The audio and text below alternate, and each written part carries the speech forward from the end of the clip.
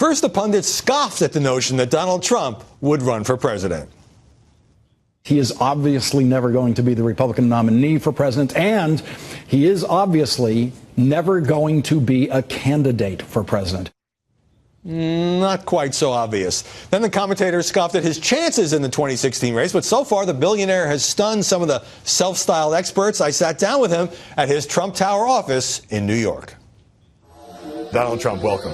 Thank you. Now that you're in second place in the polls, Politico runs a story quoting Republicans, including Ari Fleischer, the former Bush White House spokesman, calls you roadside accident. He tarnishes everyone, irresponsible, divisive, hurtful. Does that hurt your feelings? No, I mean, Ari is somebody that nobody respects, and nobody has any respect for him. I'm surprised you even waste your time quoting him. I'm number two. I'm doing well. I'm going up. And people take me very seriously, and they call me, and they want to meet with me and at the top level of the Republican Party. And frankly, I'm the one that's going to bring back health to the country. I'm going to make America great again. Politicians aren't going to do that. And everybody takes me very seriously. You are constantly denouncing some journalists who write about you and talk about you. Let me run through it. ABC's Martha Raddatz, unprofessional and biased, you say. NBC's Chuck Todd, a real loser. National Review's Jonah Goldberg, dumb as a rock. Columnist George Will, a total dope. Fox's Charles Krauthammer, a totally overrated clown. I don't think you really believe that. I think that they criticize you, and your instinct, you're like a boxer, is to punch back. Well, I do punch back. I believe in punching back. But, you know, those are people that I didn't think have treated me fairly. A while ago, they said, he's never going to run. He's never going to run. Then I ran. Then he said, oh, he'll never file his papers. And I filed my papers. Now they don't know what to say. And then all of a sudden, I get these really big poll numbers, and they're really good, although I think they're going to go higher, because I really think people agree with what I'm saying at the border and just agree with me, period. So is there a payoff for you in picking fights with the not-so-popular media? No, it's not a payoff. Look, I like people that treat me well. I don't have to be treated perfectly, and I just want to be treated fairly.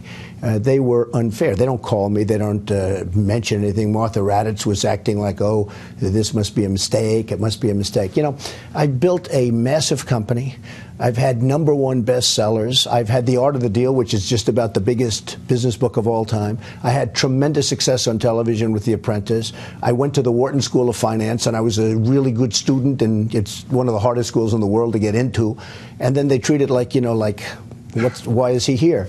Speaking of The Apprentice, NBC this week announcing it's severing its relationship with you over your comments on Mexican immigrants. First of all, when you hit back at NBC, why did you drag Brian Williams into it?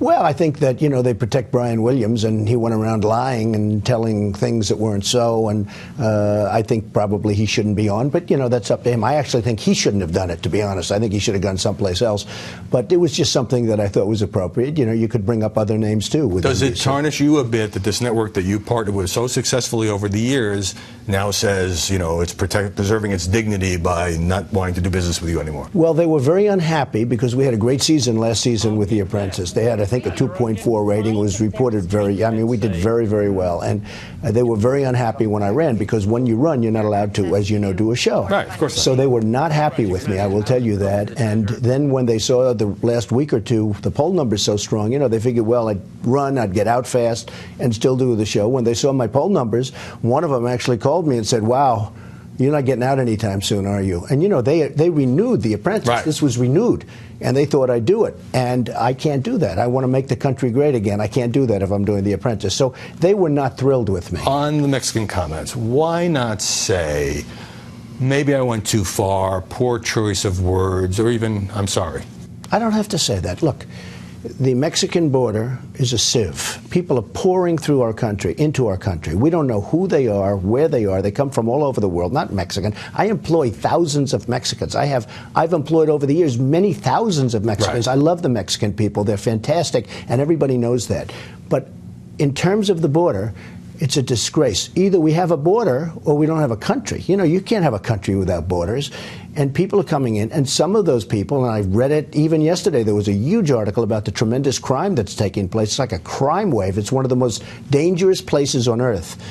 And I bring that up, all of a sudden I'm a bad person. Bill Maher says you're a Frankenstein monster who never apologizes for every crazy thing you might say. Well, he also said I'm here to stay, and which was actually interesting. So I brought up the fact that Mexico is killing us on trade, and I mean killing us. But you use Ford words is like open. rapists. Well, rapists are coming in. Excuse me, I'll show you an article done not by disputing Fusion. it. It's a question of Of course tone. you're not disputing. So if you're not disputing it, why wouldn't I say Because it's it? a question of your tone, and it offended a lot of people. Excuse me, I read an article yesterday from Fusion, which is owned by Univision, Right. as I'm told, and it talked about many of the women that cross the border are being raped. Many of them, a tremendous percentage. They actually said 80%. That's hard to believe it could be 80%. But they said the women coming across the border are raped. This is done by Fusion. It was printed in the Huffington Post, no friend of mine. Right. And I use the word rape, and all of a sudden everyone goes crazy. It's at 80% of the women, which is hard to believe, to be honest with you. But there is tremendous. So I think by I and can never large- apologize, Howard. Yeah. I can never apologize for the truth. I don't mind apologizing for things, but I can't apologize for the truth. I said tremendous crime is coming across. Everybody knows that's true, and it's happening all the time. I so think when over I the mention years- crime, all of a sudden I'm a racist. I'm not a racist. I don't have a racist bone in my body. I think over the years, the press has been pretty good to you as you've built this reputation as a worldwide deal maker and builder and TV star.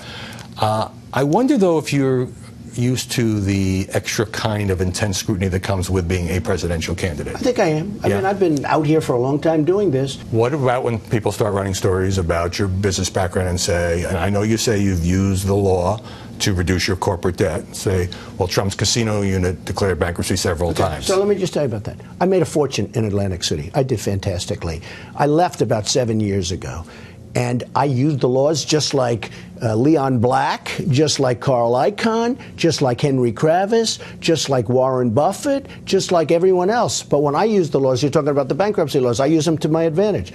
I'll buy a deal, throw it into bankruptcy immediately, negotiate a great deal, with the banks and everything else. And when other people do it, they don't mention it. When I do it, they say, oh, he used the bankruptcy laws.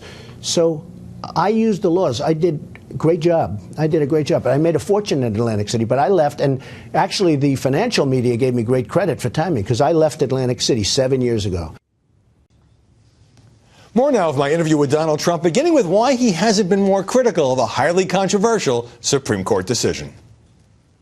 Every other Republican presidential candidate has criticized the Supreme Court ruling on gay marriage. Right. You said the court overreached, and you kind of let it go at that, and I think you were sending a message of tolerance. Well, it could be tolerance. It could be also like, we have a lot of problems in this country and we have to get back to work. I would have preferred states, making the decision, and I let that be known. But they made the decision, and, most of the candidates, I think, have said they did make the decision. A couple are out there very firmly that we're going to fight it, we're going to this and that. I would have preferred, certainly, if it were made by the states, the decision. I thought maybe that's what would have happened. You never knew. It was like a 50-50 call. But you're not going to spend a lot of time on this issue. Look, it's an issue that's been determined by the Supreme Court, and frankly, I'm about jobs. I'm about making the country great. I would have liked to have seen the decision differently. And you have another decision, Obamacare, which is a disaster given to us by John Roberts, who was appointed by Bush, who was pushed by Jeb Bush. Jeb Bush is the one that pushed John Roberts into that position. And when I look at even the most militant on the whole gay rights decision, the most militant people are saying there's nothing you can do because they're talking about constitutional amendments, and then they go on to say that that could never happen. So at a certain point, you have to be realistic about it. What if this gets really personal? I lived here in New York in the early 90s when the tabloids went haywire over your breakup with Ivana and your relationship with Marla Maples. What if this gets dredged up and people say, oh, Trump, he's not a good role model? Look, everybody knows me. I've had an amazing life. I've built an amazing business. And actually, they said, oh, he'd never say what his business is worth. It's actually a much higher number than the number I gave. What, you were underestimating your net worth? Yes, I actually underestimated. In fact, there was a case where in Iowa where the Des Moines Register did a story where I actually said, I have stores that are worth more than Mitt Romney. Jokingly. And the reporter said, can I use that? Because I said off the record. Right. I said, I have a store that's, and they said, yes, they actually used it. I said, I don't care, use it.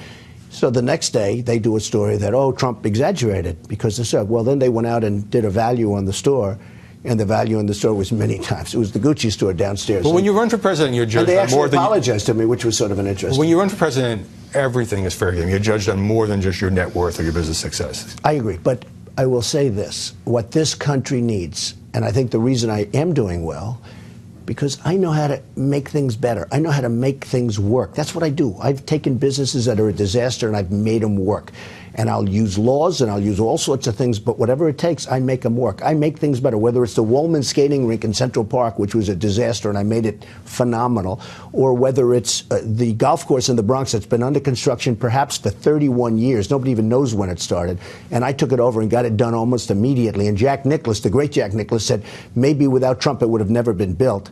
That's what I do. But some in the GOP say, well, Trump's going to take up space on that debate stage that could go to someone else who might actually win the presidency. Well, you know, I think I would have as good a chance right now as anybody for winning, because I think people are tired of politicians. They're all talk, they're no action, and I think that's what's happening. But as president, you have to deal with other politicians. Look, I build a great company, go to the best school, do great, #1 bestseller and numerous bestsellers, tremendous success on television, and then I don't belong on the stage with some governor that did a horrible job or some senator that did a horrible job? I mean, explain that to me. Why? Because I'm not a politician? I think people are tired of politicians. I think they're tired of all talk, no action, nothing gets done, whether it's IRS or Benghazi or Hillary's emails. They talk. I'm talking about I'm a conservative Republican. I'm talking about the conservative Republicans, the Republicans. They talk. Oh, great indignation for one day, and then it's all forgotten about. Nothing ever happens. You've been quoted as saying you have a 10 to maybe 20% chance of success. Not great odds. If this is a business deal, you probably wouldn't do it. No, it's not great odds. I mean, I don't know what my chances are. Somebody asked me that. I said, I don't know, 10, 20%. I'm not saying it's a lock.